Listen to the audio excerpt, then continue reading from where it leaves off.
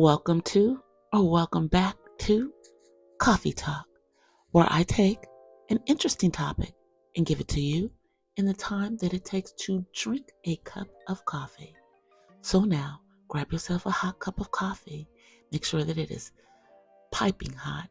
Add a little almond milk or non-dairy creamer if that's what you like. And put a dash of sugar in there to make it sweet. And if coffee's not what you do, perhaps an herbal tea is more you. My personal favorite, lavender tea. Make sure it's steeped to perfection and add a dash of honey or agave, whichever you please. And if coffee or tea is not what you do, perhaps nice, fruity smoothie is more what you do. And let's get into today's topic, which is feminism. Why are Black women still involved in feminism when it's not for us? So now let's drink this hot coffee.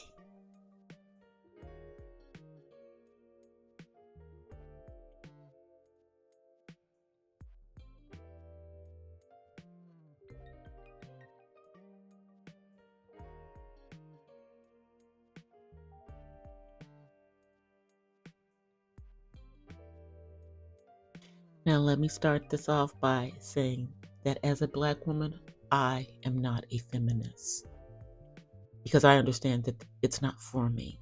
I am a womanist. But feminism has long been touted as a movement for equality, but its history and current landscape often leaves Black women questioning its inclusivity and relevance to their unique struggles. Black women continue to participate in and reshape feminism despite the movement's historically exclusionary practice. But why do we remain involved in a space that has often marginalized our voices?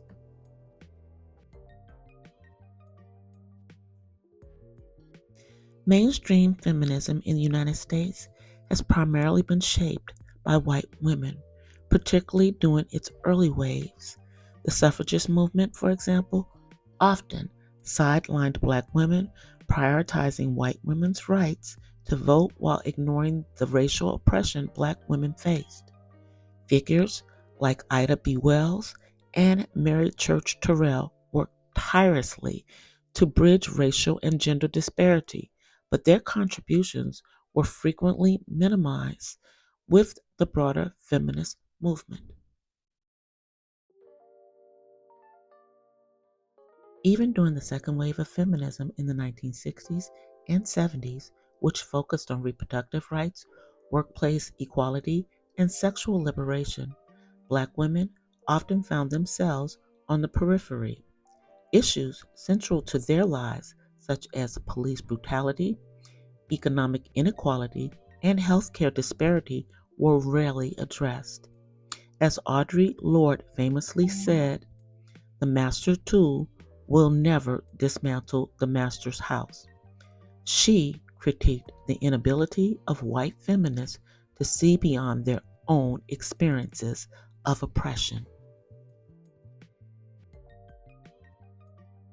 So why do Black women stay in the movement? Despite these challenges, Black women have continued to engage with feminism, often out of necessity. Their involvement stems from a recognition that they must advocate for themselves and others like them. And here are some reasons why Black women remain involved. Intersectionality as a driving force. Coined by Kimberlé Crenshaw in 1989, intersectionality highlights the unique ways in which race, gender, class, and other identities intersect to create overlapping systems of oppression. Black feminists like Crenshaw, Bell Hooks, and Angela Davis have been instrumental in bringing this concept to the forefront, creating a more inclusive feminist framework. Their work ensures that feminists address the compounded oppressions Black women face. Black women have created their own space within feminism to address their specific struggles. Womanism, a term popularized by Alice Walker, emerged as a response to the shortcomings of mainstream feminism. It centers Black women's experiences and celebrates their cultural, spiritual, and social contributions. Many Black women recognize that their liberation is tied to the liberation of all marginalized groups. While mainstream feminism may not always prioritize their concerns, Black women often stay to push for systemic change, ensuring the movement grows to encompass broader struggles. By remaining in feminist spaces, Black women can challenge exclusionary practices and reshape the movement to be more inclusive.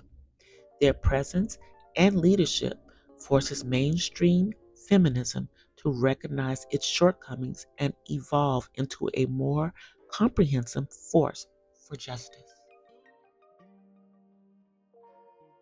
Remaining in feminism is not without its challenges. Black women often face resistance within the movement when advocating for racial justice alongside gender equality. They're expected to prioritize gender over race, perpetuating a harmful binary that erases their lived experiences.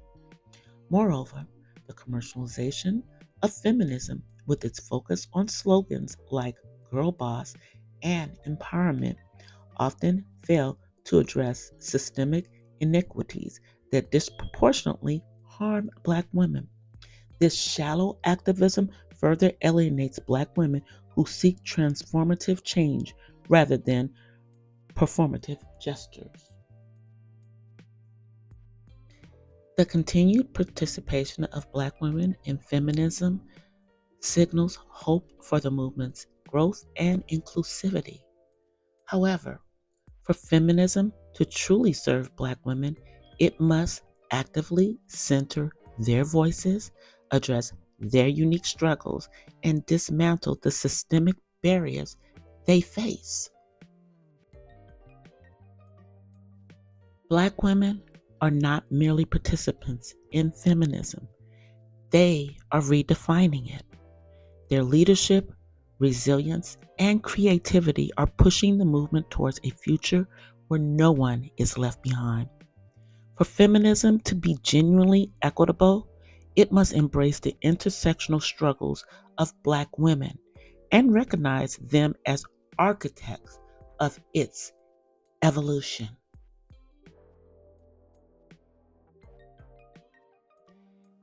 Now, we are getting to the end of today's coffee talk. Now, I hope what I've talked about in regards to Black women and feminism has been interesting to you guys. I will, of course, leave my references down in the description of this video. Let's continue this conversation down in the comments. What do you think? Do you think that we as Black women should continue to be involved in feminism, or do you think that we're on our own? Anyway, I'm about to go get myself another cup of coffee. Y'all know I'm on the mushroom coffee kick now, but I'm about to get me a new cup of that, and I'm about to start on my next video.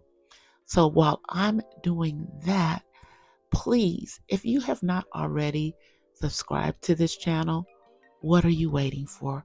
Go ahead and subscribe to the channel so that you are notified of all my new content as soon as I put it out.